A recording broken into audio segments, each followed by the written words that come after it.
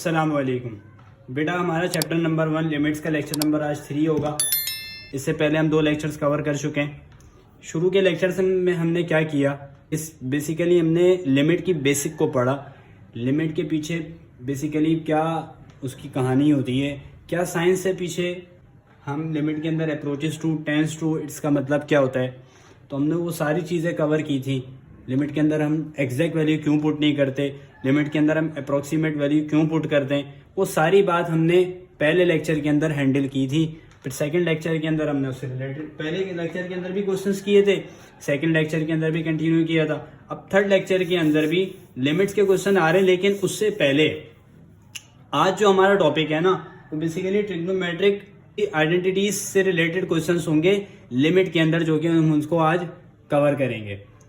अच्छा, अब देखो ये पॉइंट्स पहले नोट कर लो, पहले इन पॉइंट्स के ऊपर आ जाते हैं। ये पॉइंट्स क्लियर हो जाएंगे तो आपको ट्रिग्नोमेट्रिक आइडेंटिटीज से रिलेटेड लिमिट्स के अंदर जितने क्वेश्चंस हैं वो सारे आपके लिए इजी हो जाएंगे। अब पहला पॉइंट देखो, लिमिट x अप्रोचेस टू 0 और लग किसके ऊपर लग रही है, लिमिट साइन x के ऊपर। साइन का इधर एंगल क्या है, x से, इट मींस एंगल अप्रोच कर रहा है किसको, 0 को। एंगल अप्रोच कर रहा है 0 को, तो साइन एंगल 0 है, तो आंसर इज 0। ठीक है, x अप्रोच कर रहा है 0 को, यानी एंगल अप्रोच कर रहा है 0 को, तो answer is 0। Second thing, cause x है और लिमिट क्या है, x अप्रोचेस टू 0 है। तो भाई आपके पास अगर मैं एंगल की जगह 0 पुट कर दूं, क्योंकि एंगल अप्रोच कर रहा है 0 को, तो cos 0 विल बी 1। ये समझ आ रहा है। सिमिलरली टेंजेंट x है, एंगल क्या है, x है टेंजेंट का, और एंगल अप्रोच इसको कर रहा है 0 को, तो टेंजेंट 0 विल बी 0। ये बात समझ आ गई, सिंपल सी है। अब नंबर 4 पॉइंट देखो, ये थोड़ा सा समझने वाला है। देखो अभी कभी भी आ जाए साइन के साथ एंगल आ जाए और उसी का नीचे एंगल, सेम एंगल, वहां सेम टर्म एंगल वाली लिखी हो नीचे डिनोमिनेटर के अंदर, sine x upon x, sine का एंगल क्या है, x है, वही एंगल डिनोमिनेटर के अंदर आ जाए, आंसर इज 1। अब ये जहन में आ रहा होगा कि सर कैसे हो रहा है ये मैं आपको क्लियर करता हूं, इसकी टेंशन लेने की जरूरत नहीं है। टेंशन लेने का नहीं, टेंशन देने का नहीं। अब साइन x अपॉन x हो गया, आंसर इज 1।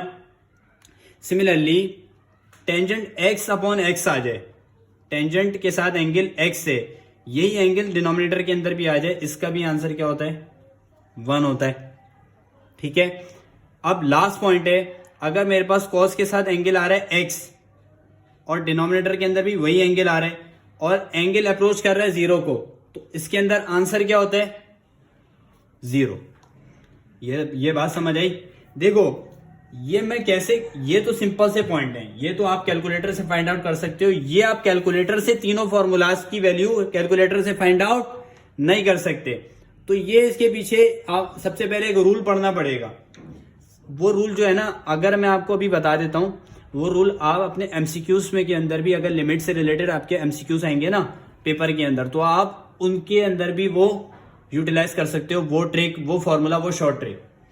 वो शॉर्ट ट्रिक क्या है, basically that short trick is called L Hôpital rule. वो जो शॉर्ट ट्रिक है ना, उसका नाम है एल हॉपिटल रूल। उसके अंदर हम करते क्या है, देखो अगर हमारे पास अनडिफाइंड कंडीशन बन रही हो, अनडिफाइंड, पहले देख लेते हैं, एंगल किसको अप्रोच कर रहा है, 0 को। यहां अगर मैं 0 पुट करता हूं, साइन 0 0 और नीचे x की जगह 0 आ जाएगा, तो 0.0 अनडिफाइंड बन रहा है, यस और नो। तो अनडिफाइंड कंडीशन को खत्म करने के लिए हम कौन सा रूल लगाते हैं, शॉर्ट ट्रिक के अंदर, ये एप्टीट्यूड के अंदर यूज होती है। ठीक है, तो sine x upon x, sine 0.0 यानी 0/0 वो आ रहा है आपके पास, अनडिफाइंड टर्म आ रही है। सॉल्व कैसे करें, यहां मैं बताता हूं। ऊपर वाली टर्म का डेरिवेटिव लो, नीचे वाली टर्म का डेरिवेटिव लो। कब तक लो, जब तक आपके पास अनडिफाइंड कंडीशन खत्म नहीं हो जाती। इसका आंसर कैसे 1 आया, ये रीजन मैं यहां पे दे रहा हूं। सेम रीजन यहां दोनों के ऊपर भी अप्लाई होगा। देखो साइन x का डेरिवेटिव, मैं डेरिवेटिव भी आपको अब कवर करवा चुका हूं, आप वो देख सकते हो, फिर आपको ये वाला कॉन्सेप्ट समझ में आ जाएगा। एल हॉपिटल रूल आपको समझ में आसानी के साथ आ जाएगा। अब देखो साइन x का डेरिवेटिव cos x होता है और x का डेरिवेटिव x की रिस्पेक्ट से क्या होगा भाई, इधर x आ रहा है ना, x की रिस्पेक्ट से डेरिवेटिव लो, अगर साइन का डेरिवेटिव cos x और x का डेरिवेटिव 1, बात समझ आ रही है। और लिमिट वही है, x अप्रोच कर रहा है जीरो को, एंगल अप्रोच कर रहा है जीरो को। अब मुझे बताओ, एंगल अगर जीरो को अप्रोच कर रहा है, cos x की जगह जीरो आ गया तो cos x विल बी 1। ये बात समझ आई। एल ऑपरेटर रूल क्या कहता है, अगर अनडिफाइंड कंडीशन रिमूव करनी है क्या करो, ऊपर वाली टर्म का डेरिवेटिव लो, नीचे वाली टर्म का डेरिवेटिव लो। कब तक लो, जब तक अनडिफाइंड कंडीशन आपकी खत्म नहीं हो जाती। अब साइन का डेरिवेटिव cos हो गया, x का डेरिवेटिव 1 हो गया, नीचे वाली टर्म तो 1 ही है, खत्म हो गई। अब साइन x की जगह cos x हो गया, तो cos एंगल क्या है, x है, x किसको अप्रोच कर रहा है, जीरो को, तो जीरो पुट करोगे जब cos जीरो विल बी 1 होता है। Similarly tangent inverse x upon x को अगर आप सॉल्व करोगे, ऊपर वाले का डेरिवेटिव लो, sec स्क्वायर x होता है। मैं क्या बता रहा हूं, टेंजेंट x का डेरिवेटिव क्या होता है, sec स्क्वायर x। वैसे आपको बताना चाहिए ये टेंजेंट इनवर्स x का डेरिवेटिव sec स्क्वायर x हो गया, x का 1 हो गया। आप sec स्क्वायर को आप खोल लो किसके अंदर, cos के अंदर शिफ्ट कर दो ना, 1 अपॉन cos स्क्वायर कर दो, ठीक है, वो आप सॉल्व करो, उसका भी आंसर यही आएगा।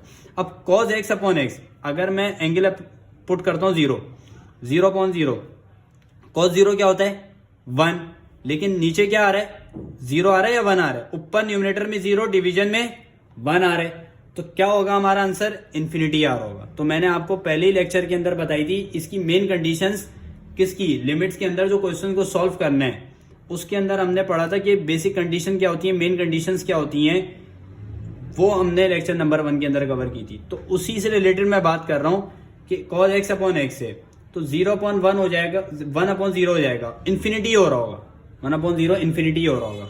तो infinity is an undefined answer, undefined condition है। तो यहाँ पर क्या अनडिफाइंड कंडीशन बन रही है, तो मुझे क्या करना पड़ेगा, सॉल्व करना पड़ेगा। मैं करके दिखाता हूँ। ऊपर वाले का डेरिवेटिव लो, नीचे वाले का लो। कॉस का डेरिवेटिव माइनस साइन होता है, ठीक है, और एक्स का डेरिवेटिव 1 होता है।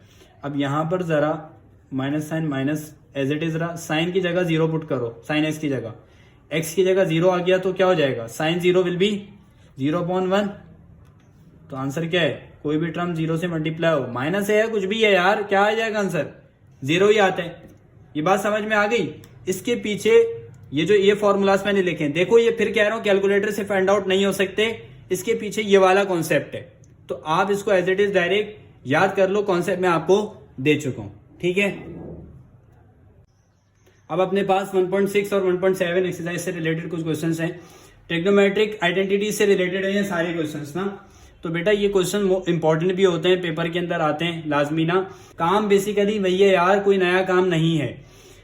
हमने क्या करना है, ऐसे क्वेश्चंस के अंदर, लिमिट के इन क्वेश्चंस के अंदर ना, ट्रिग्नोमेट्रिक जो आइडेंटिटी से रिलेटेड होंगे उसके अंदर भी, और लेक्चर 2 के अंदर भी हमने देखा रेशनलाइजेशन वाली कॉन्सेप्ट यूज हो रहा था, ठीक है। इधर भी मैं सबसे पहले काम ये करता हूं, सबसे पहले तो मैं क्या करूंगा, लिमिट डायरेक्ट अप्लाई करने की कोशिश करूंगा कि आंसर आ रहा है या नहीं आ रहा है, या अनडिफाइंड कंडीशन बन रही है।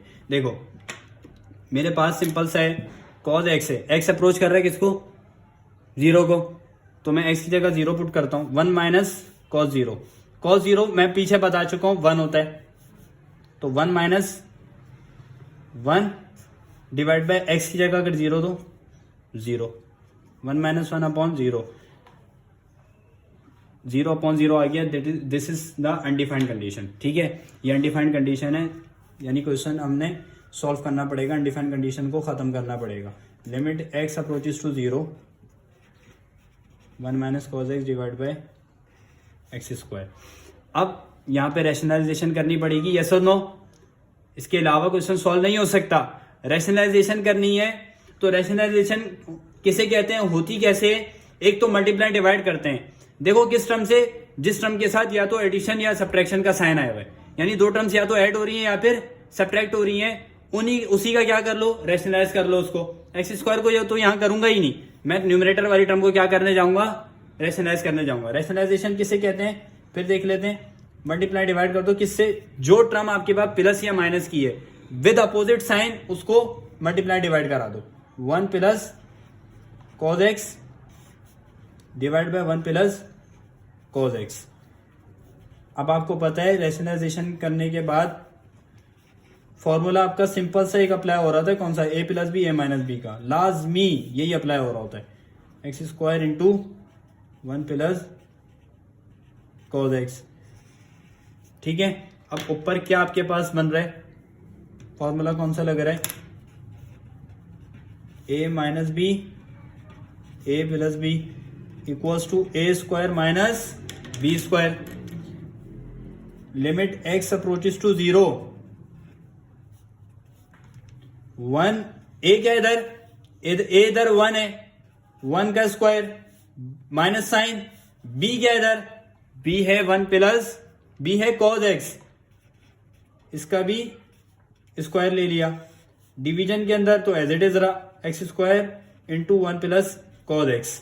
अब देखो लिमिट एक्स अप्रोचेस टू 0, 1 का स्क्वायर 1 ही होता है, कॉज स्क्वायर क्या हो जाएगा 1 माइनस कॉज स्क्वायर एक्स।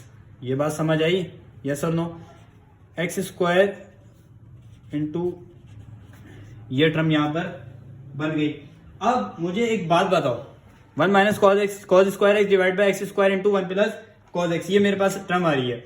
अब मुझे एक बात बताओ, ये बेसिक सा मैट्रिक क्लास का फॉर्मूला है, ये आपको याद होना चाहिए कि न्यूमरेटर के अंदर क्या बन रहा होगा। देखो याद है हमने एक फॉर्मूला पढ़ा था, sine square theta plus cos square theta equals 1, ये सुन लो। तो क्या करने जाएंगे, साइन को अगर मैं एज इट इज लिखे रहने दूं और कॉस को क्या कर दूं, शिफ्ट कर दूं, तो मेरे पास यही फॉर्मूला बन रहा है। देखो कंडीशन बन रही है ये वाली, 1 माइनस कॉस स्क्वायर थीटा बराबर किसके, साइन स्क्वायर थीटा। भाई थीटा की जगह तो कुछ भी आ सकता है, अभी उसने क्या दे दिया, एक्स लिख के दे दिया। तो मेरे पास यानी क्या आ रहा है, limit x approaches to 0 sine square x divide x square into 1 plus cos x. बात सही है, सिंपल सा काम चल रहा है। लेकिन अब देखो limit x approaches to 0 sine square x divide by x square, क्या मैं इसको ऐसे लिख सकता हूं, खुद बताओ, मैंने कोई गलत काम तो नहीं किया ना। ठीक है, मैंने क्या किया है, सिंपल ये दोनों टर्म आपस में मल्टीप्लाई हो रही थी, मैंने उसको डिवाइड की फॉर्म में लिख दिया। अभी भी तो दोनों आपस में मल्टीप्लाई हो रही हैं, sign square x multiply by 1 यही बनेगा, नीचे दोनों भी यही सेम आंसर आ जाएगा। अब इससे फायदा क्या होगा, इससे फायदा क्या हुआ, फायदा नहीं फायदा, ठीक है।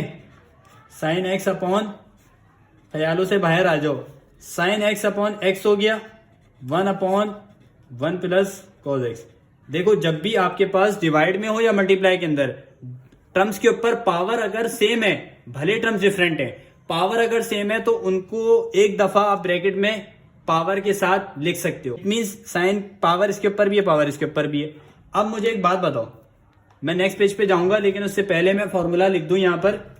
क्या अभी हमने पीछे पढ़ लिया, क्या साइन एक्स अपॉन एक्स, इसका आंसर क्या होता है, और अगर लिमिट एक्स अप्रोचेस टू 0, इसका फॉर्मूला क्या होता है, इसका आंसर 1 होता था। साइन एक्स अपॉन एक्स, आप अगर कहीं भी देखते हो कि साइन एक्स लिखा है और नीचे भी सेम एंगल जो साइन के साथ मौजूद है वही डिनोमिनेटर में लिखा है, आंसर इज 1। अब नेक्स्ट पेज पे भी मैं बस यही करने जा रहा हूं, क्या लिमिट एक्स अप्रोचेस टू 0, वहां तो 1 हो गया, यहां पर 1 हो जाएगा, यहां पर 1 हो गया, multiply by 1 upon 1 plus cos x, 1 upon 1 plus cos x. Second thing, अब मैं जस्ट क्या करने जा रहा हूं, अप्लाइंग लिमिट। अब मैं जस्ट लिमिट अप्लाई करूंगा 1 अपॉन 1 प्लस कॉज 0, और आप जानते हो cos 0 विल बी 1, तो इसका आंसर क्या हो गया 1 upon 2। This will be your required answer. अब एक और क्वेश्चन देखते हैं। देखो अब सिंपल मेरे पास क्वेश्चन नंबर 11 आ रहा है, लिमिट क्या दी हुई है, थीटा अप्रोच कर रहा है 0 को और 1 minus cos theta upon sine theta. Video को पॉज करके खुद क्वेश्चन ये सॉल्व करने की कोशिश करो। अब सबसे पहले आप कंडीशन देखोगे कि अनडिफाइंड कंडीशन बन रही है या नहीं बन रही। तो बेटा सिंपल सी बात है, क्वेश्चन दिया हुआ है जब ये कि अनडिफाइंड कंडीशन बन रही होगी ना, अगर अनडिफाइंड कंडीशन नहीं बन रही होती तो ये किस में देता है, एमसीक्यूज के अंदर देता है। और इनके एमसीक्यूज के अंदर वो क्वेश्चन भी दे दिया जो अनडिफाइंड कंडीशन वाला सवाल है, तो आप उसको कैसे सॉल्व करोगे, उसके अंदर आप ये मत करने बैठ जाना जो अभी हम पीछे लेक्चर 1, 2, 3 के अंदर भी हम अभी चल रहे हैं। क्वेश्चंस को हम जिस पैटर्न पे सॉल्व कर रहे हैं एमसीक्यूज के अंदर, इतना आपको क्वेश्चन को इस तरह सॉल्व करने की जरूरत नहीं है, आपका टाइम बहुत वेस्ट हो जाएगा। उसके लिए मैं अभी आपको लेक्चर 3 के स्टार्ट में मैंने आपको क्या बताया, एल हॉपिटल रूल। ऊपर वाले टर्म का डेरिवेटिव लो, नीचे वाले टर्म का डेरिवेटिव लो, जब तक लेते रहो जब तक अनडिफाइंड कंडीशन खत्म ना हो जाए। बात समझ आ रही है? लिमिट पुट करके देखोगे क्वेश्चन के अंदर, पहले अगर अनडिफाइंड कंडीशन बन रही है उसका डेरिवेटिव लो, ऊपर भी नीचे भी। अगर फिर बन रही हो फिर पुट करो लिमिट, फिर देखो कि डेरिवेटिव लेने के बाद भी अगर आपकी अनडिफाइंड कंडीशन बन रही है तो फिर दोबारा डेरिवेटिव अप्लाई करो, न्यूमरेटर पे भी डिनोमिनेटर पे भी करते जाओ जब तक कि आपके पास पर्टिकुलर स्पेसिफिक आंसर ना आ जाए। अब सिंपल सा इस क्वेश्चन के अंदर भी, ये क्वेश्चन के अंदर भी अनडिफाइंड कंडीशन बन रही है, थीटा की जगह 0 पुट करो, cos 0 विल बी 1, 1 - 1 ऊपर 0 हो गया। अब sin 0 will be 0, 0/0 this will be your undefined condition. Question number 10 हम कर चुके हैं, उसी पैटर्न पे होगा। 1 - cos theta divide sin theta, multiply divide by किससे, जो दो टर्म्स आपस में ऐड हो रही हो या सब्ट्रैक्ट हो रही हो उन्हीं को आप मल्टीप्लाई डिवाइड करा दो, लेकिन उनके साइन को अपोजिट कर दो, बस ये रैशनलाइजेशन कहलाती है। 1 + cos theta divide by 1 + cos theta. Second thing, limit x approaches to 0, 1 - cos theta into 1 + cos theta divide by sin theta into 1 + cos theta. अब मुझे बताओ ऊपर कौन सा फॉर्मूला लग रहा है। अब तो आपको पता चल गया है बहुत, a + b a - b का फॉर्मूला अप्लाई हो रहा है, that is equal to a² - b²। अब सिंपल सा काम करो, limit x approaches to 0, a क्या है 1 है, a का स्क्वायर 1 हो जाएगा, 1 का स्क्वायर 1 हो जाएगा, b क्या है माइनस साइन लगा दिया, माइनस b क्या है cos थीटा, cos थीटा का स्क्वायर ले लो तो क्या हो जाएगा cos स्क्वायर थीटा होता है। हमेशा अगर स्क्वायरिंग हो रही है तो एंगल के ऊपर नहीं होती, हमेशा ट्रिग्नोमेट्रिक आइडेंटिटी के ऊपर होती है। मैं अपने पिछले लेक्चर्स के अंदर भी आपको क्लियर कर चुका हूँ। sin theta into 1 + cos theta. अब मुझे 1 + cos 1 - cos स्क्वायर थीटा का आंसर बता दो। अभी हमने पीछे ही क्वेश्चन के अंदर किया है, क्या किया था ये देखो, 1 - cos स्क्वायर थीटा का आंसर क्या होता है, sin स्क्वायर थीटा। तो sin स्क्वायर थीटा आ रहा है मेरे पास, डिवाइड में भी क्या आ रहा है sin theta into 1 + cos theta. अब एक बात देख लो, यहाँ पे sin स्क्वायर थीटा यहाँ पे और यहाँ sin थीटा है, तो 2 पावर से ये पूरा कैंसिल आउट, ये दो दफा sin थीटा है और यहाँ पर सिर्फ एक दफा लिखा है, तो sin स्क्वायर थीटा से sin थीटा कैंसिल आउट हो गया। पर क्या बचा है मेरे पास, limit x approaches to infinity 0 sin theta upon 1 + cos theta. अब मुझे बताओ क्या होने जा रहा है। सिंपल सब काम क्या करना है, अब आपने लिमिट बारी बारी दोनों के ऊपर क्या करनी है। देखो डिवाइड की फॉर्म में लिमिट आ रही है, तो डिवीजन फार्मूला फॉर लिमिट्स क्या कहता है कि आप दोनों टर्म के ऊपर न्यूमरेटर और डिनोमिनेटर अलग अलग लिमिट अप्लाई कर दो।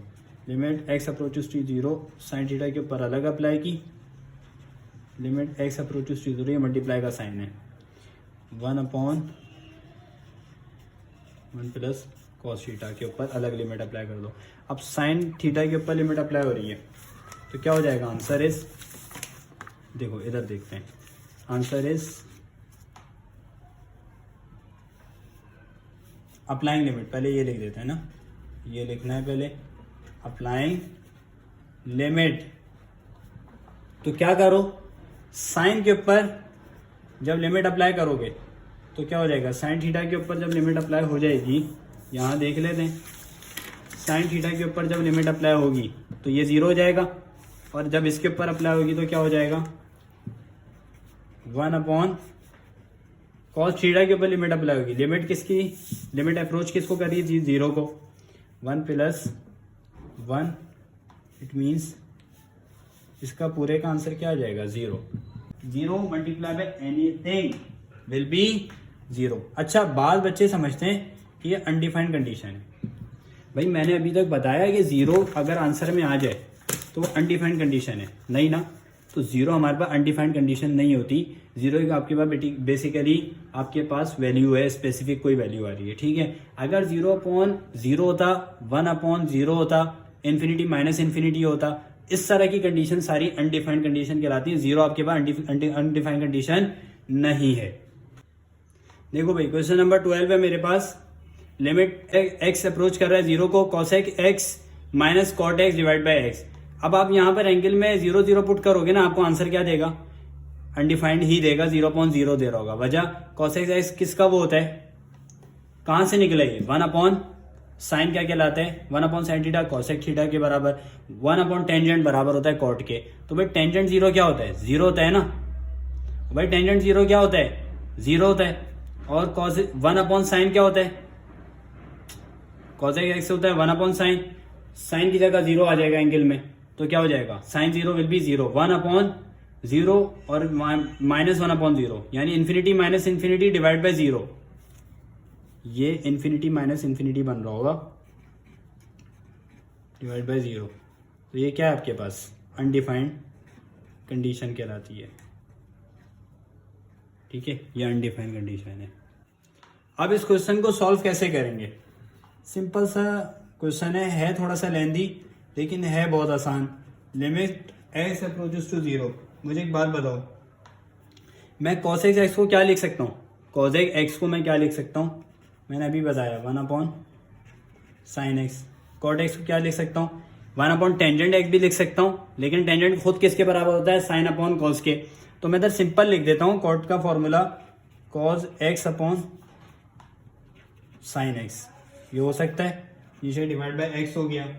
अब मुझे एक चीज बताओ, limit x approaches to 0, limit x approaches to 0, denominator same है, यस और नो?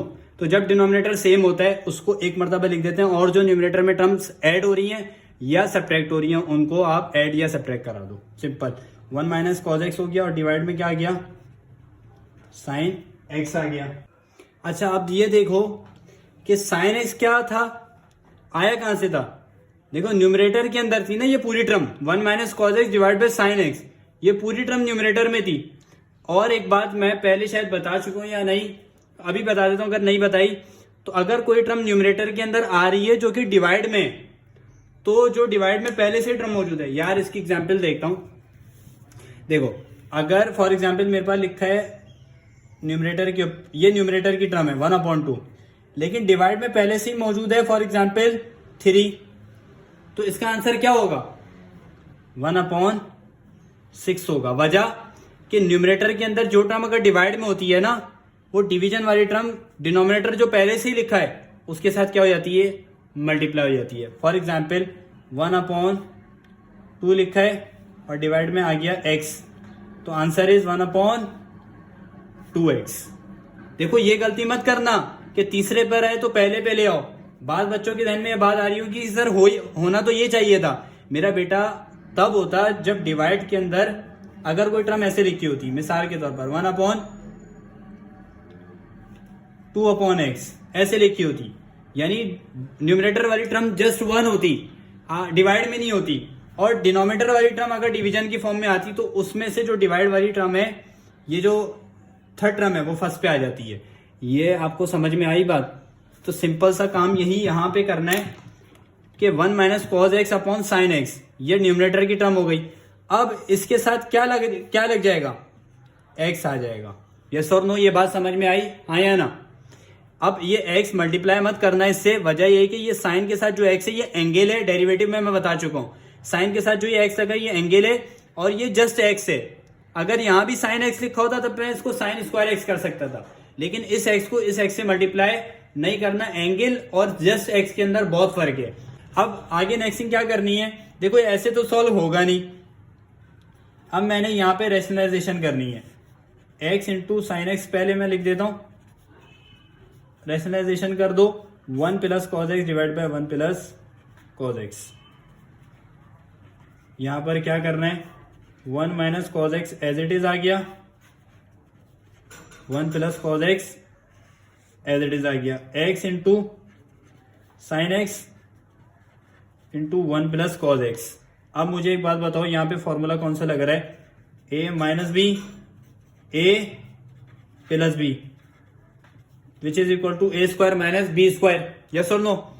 सिंपल सा काम, यहाँ पे क्या करो, इसको यहाँ अप्लाई करो। ए क्या है? 1 है, ए का स्क्वायर 1 का स्क्वायर 1 कॉज स्क्वायर एक्स हो गया।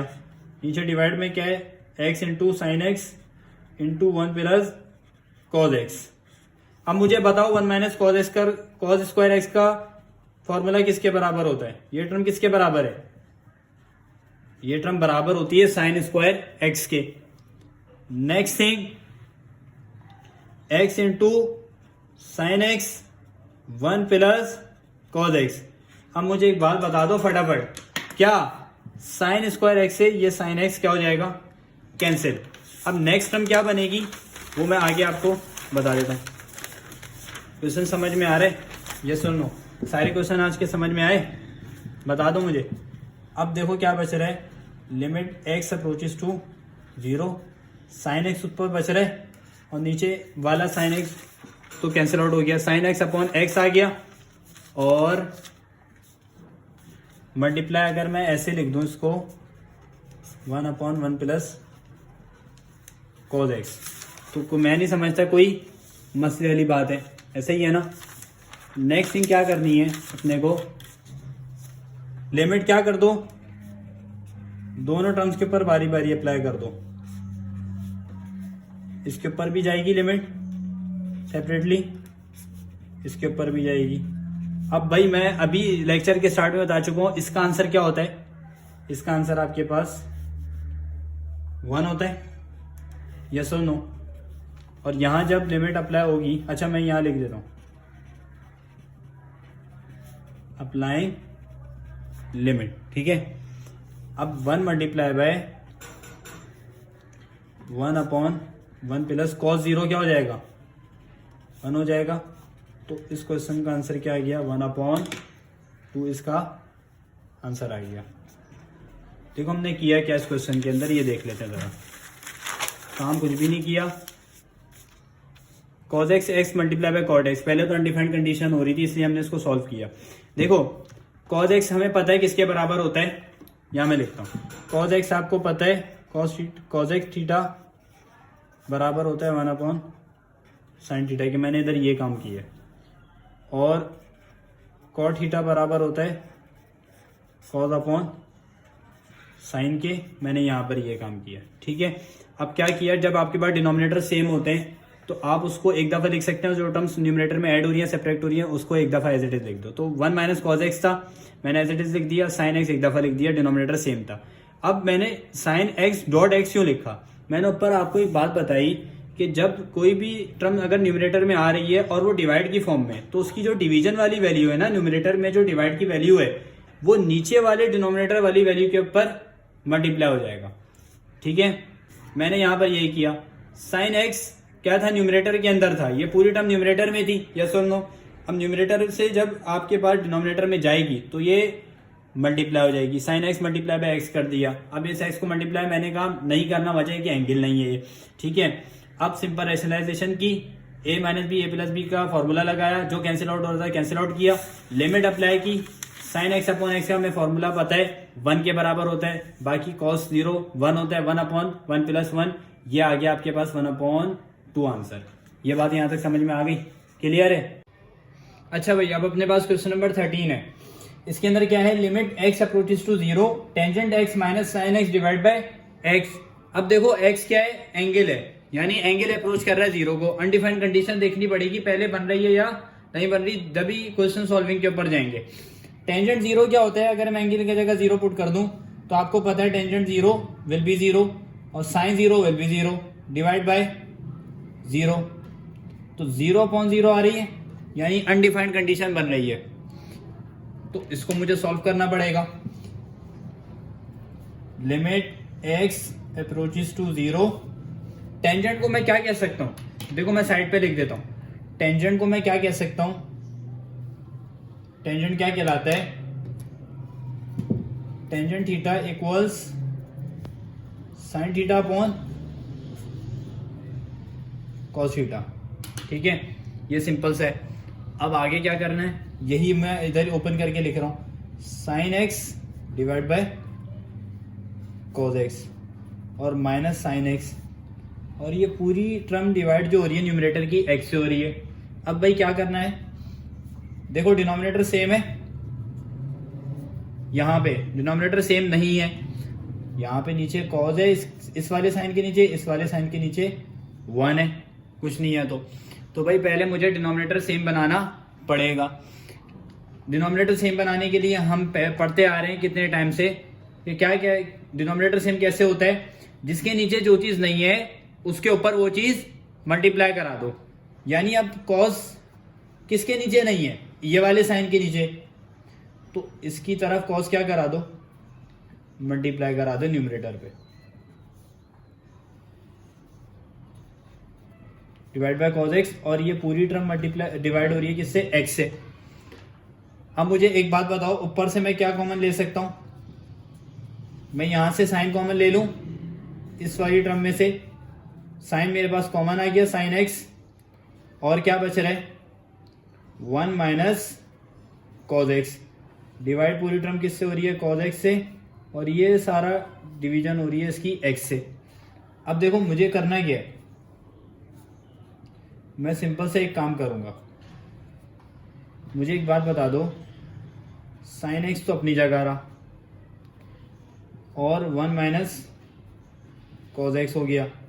अब उसके बाद मैं क्या करूंगा, मैं ये लिख सकता हूं ना कॉस एक्स डॉट एक्स, ये मैं इससे पहले भी क्वेश्चन के अंदर आपको क्लियर कर चुका हूं। मैं क्यों कह रहा हूं कॉस एक्स डॉट एक्स लिखो, वजह ये है कि भाई न्यूमरेटर के अंदर अगर कोई टर्म ऐसी आ रही है जो कि डिवाइड की फॉर्म में है, ठीक है, तो उसकी जो डिवीजन वाली वैल्यू है न्यूमरेटर की, तो वो कौन सी टर्म पे चली जाती है, कहां चली जाती है, वो आपके पास पहले से मौजूद डिनोमिनेटर वाली वैल्यू के साथ जाके मल्टीप्लाई हो जाती है। अब देखो कॉस एक्स जो है वो डिवीजन की, यानी ये न्यूमरेटर जो है डिवाइड की फॉर्म में आ रहा है, तो इसकी डिवीजन वाली जो वैल्यू है ना, वो पहले से मौजूद डिनोमिनेटर की वैल्यू के साथ जाके मल्टीप्लाई हो जाता है। बस सिंपल सी ये बात है। तो भाई यहाँ पे कॉस एक्स जो मल्टीप्लाई होगा एक्स से जाके, ये कर दिया। अब मैं एक्स को एक्स से नहीं कर रहा, पीछे मैं वजह बता चुका हूं। अब सिंपल से एक काम क्या करना है, limit x approaches to 0 sine x upon x लिख सकता हूं, भाई ये ऐसा ही है ना, साइन एक्स अपॉन एक्स लिख सकता हूं, multiply by 1 minus cos x divide by cos x, ये भी कर सकता हूं, यस और नो, सिंपल सी बात है। अच्छा अब मुझे लिमिट जो है ना, देखो मैं दोनों के ऊपर अप्लाई कर देता हूं, limit x approaches to 0 sine x upon x, सही है, और limit x approaches to 0 1 minus cos x divide by cos x.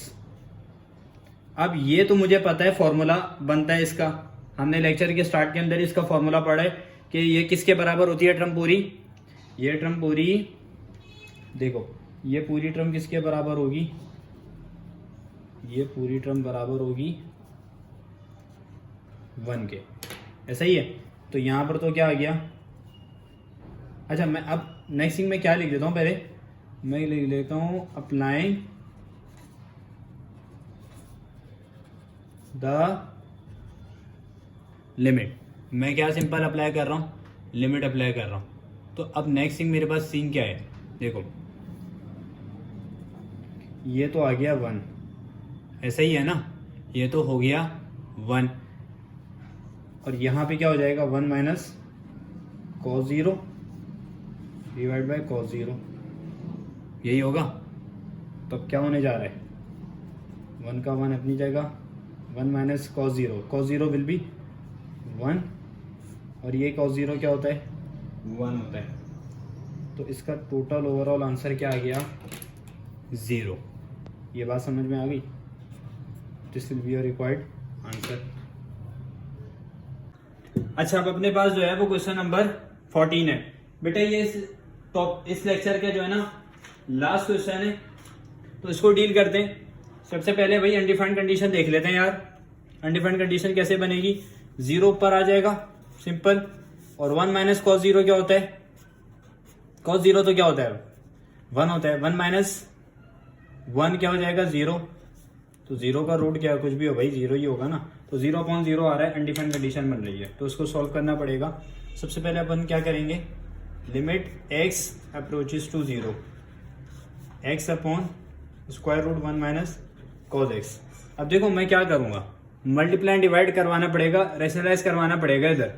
अब देखो जो टर्म रेशनलाइज कैसे होती है, कोई भी दो टर्म या ऐड हो रही हो या सब्ट्रैक्ट हो रही हो, उन दोनों को रेशनलाइज उसको रेशनलाइज करते हो आप सिंपल। यानी रेशनलाइजेशन में कैसे हो जाती है, उसका साइन अपोजिट करके आप मल्टीप्लाई एंड डिवाइड करवाते हो।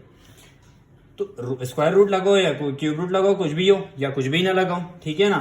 तो क्या हो जाएगा, square root 1 plus cos x divide by square root 1 plus cos x. ये टर्म ये यहां पे ये हो जाएगा। अब ऊपर वाली टर्म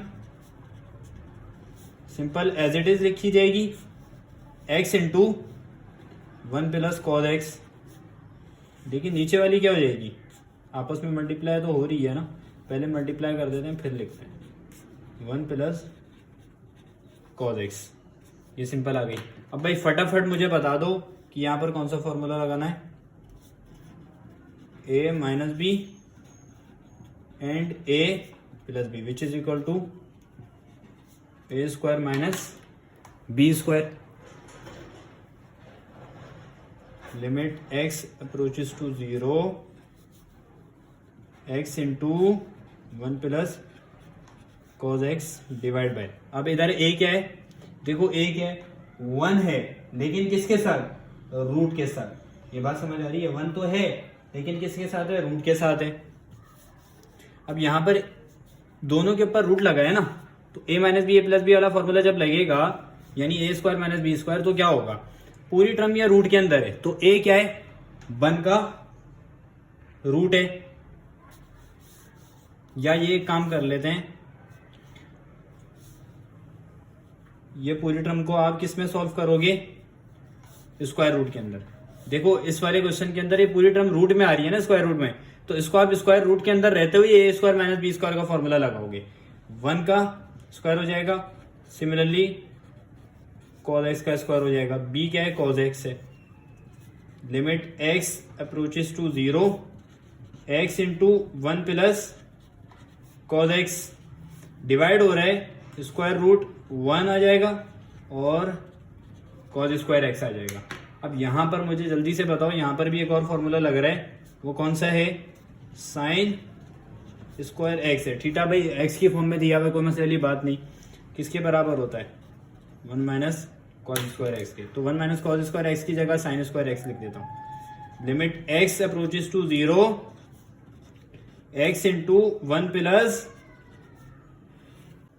देखो क्या मैंने लिखा है, limit x approaches to 0, x into 1 plus cos x square root के साथ, और डिवाइड बाय इस पूरी टर्म की जगह मैंने क्या लिख दिया, square root sine square x लिख दिया, कोई मसले वाली बात। अब यहां पर क्या हो रहा है, स्क्वायर से स्क्वायर रूट कैंसिल हो रहा है, मेरे पास टर्म क्या बच रही है, limit x approaches to 0, x divide by x into square root 1 plus cos x divide by sine x हो जाएगा। अब अगर देखो या न्यूमरेटर के अंदर कोई डिवाइड के अंदर वैल्यू आ रही है, नहीं आ रही, ऐसा ही है ना, सिंपल न्यूमरेटर की वैल्यू क्या है, x into square root 1 plus cos x और डिवाइड बाय साइन एक्स। देखो मैं इस क्वेश्चन को सॉल्व कैसे करूंगा, वजह ये है, अगर मैं अभी लिमिट अप्लाई कर देता हूं, मेरे पास अभी भी क्या आएगा, अनडिफाइंड आंसर आ रहा होगा, तो मुझे अनडिफाइंड आंसर तो चाहिए नहीं, कोई पर्टिकुलर स्पेसिफिक वैल्यू चाहिए। मैं क्या करूंगा, देखो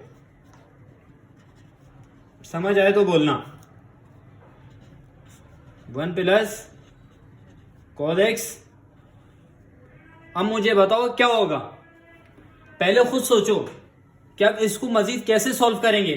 देखो भाई ये इतना ही सॉल्व होना था, अब मुझे कुछ और करना पड़ेगा, लेकिन वो खुद सोच के बताओ कि होना क्या है बहुत आसान सा। पिछले कॉन्सेप्ट इधर यूज हो रहे होंगे छोटी क्लासेस के, पहले भी आप ये चीज पढ़ चुके हो। देखो और मैं इसी लेक्चर के अंदर आपको ये चीज क्लियर कर चुका हूं। वो क्या बात है, देखो अगर मैं साइन एक्स का एज इट इज लिखे रहने दूं, अब तुम पूछोगे सर एक्स कहां गया, एक्स लिखना भूल गए। बेटा लिखना भूला नहीं हूं, यहां पर एक्स जो है मल्टीप्लाई हो रहा था न्यूमरेटर के अंदर, अगर मैं इसको साइन एक्स से डिवाइड करा दूं तो क्या मैं गलत काम कर रहा हूं? यस और नो? मैं गलत काम तो नहीं कर रहा, हाँ या ना? क्योंकि मैं एक्स को मल्टीप्लाई एक्स तो मल्टीप्लाई के अंदर था, या डिवाइड के अंदर कैसे चला गया? तो बेटा आपको एक बात मैंने पहले इसी लेक्चर के अंदर क्लियर की है, अगर डिनोमिनेटर के अंदर कोई टर्म लिखी है डिवीजन की फॉर्म में, न्यूमरेटर के अंदर नहीं, डिनोमिनेटर के अंदर अगर लिखी है कोई टर्म डिवीजन की फॉर्म में, तो उसकी डिवाइड वाली वैल्यू को आप तीसरे से पहले पे ले जा सकते हो। यस और नो? तो मैंने यही तो काम किया है, यहां पर मैंने यही काम किया है। अब क्या करो, नेक्स्ट पेज पे इसको करते हैं। लिमिट एक्स अप्रोचेस टू 0, देखो बारी बारी लिमिट अप्लाई कर दो, 1 प्लस कॉस एक्स, और ये पूरी limit x approaches to 0 sine x upon x. कोई मसले वाली बात, कोई इशू? ठीक है, अब ये क्या हो जाएगा, मैं सिंपल लिख देता हूं, अप्लाइंग लिमिट